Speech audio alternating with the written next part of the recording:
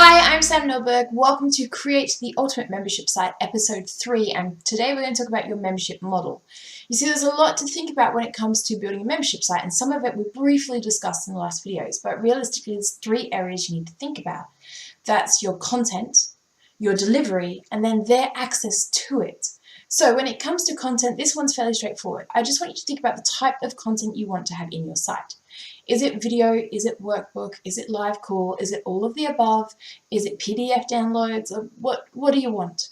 Really think here about A, what you want, but B, what your audience wants. So sometimes I find that there is a big difference between video and then just audio. So such as things like podcasts. And for some audiences, especially if they're commuters or they're traveling a lot, podcast is way better than video.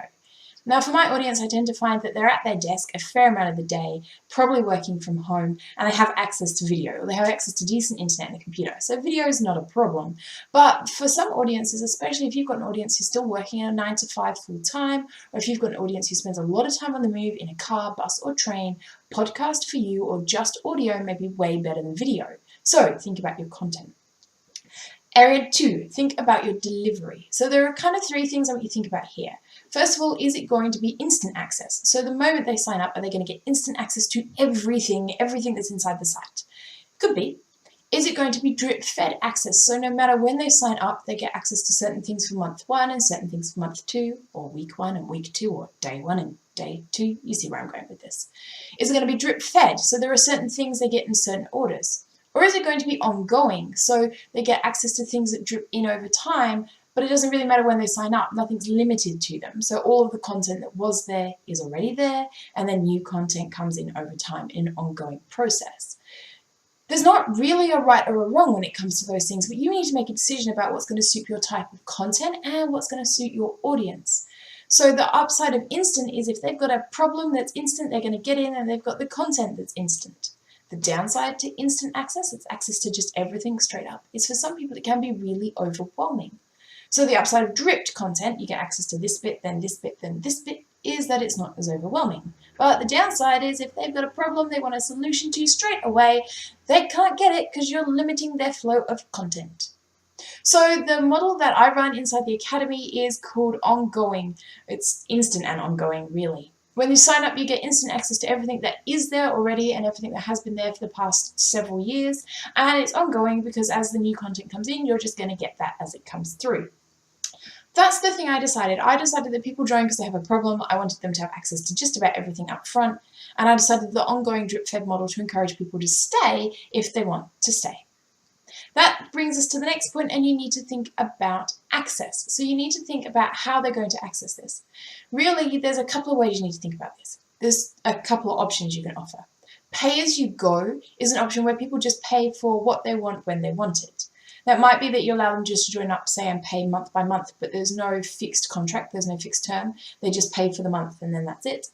Pay-as-you-go, though, can also line up with content. So a lot of websites now allow you to do pay-as-you-go, where you pay per post you read, you pay per video you watch, or you pay per course you take.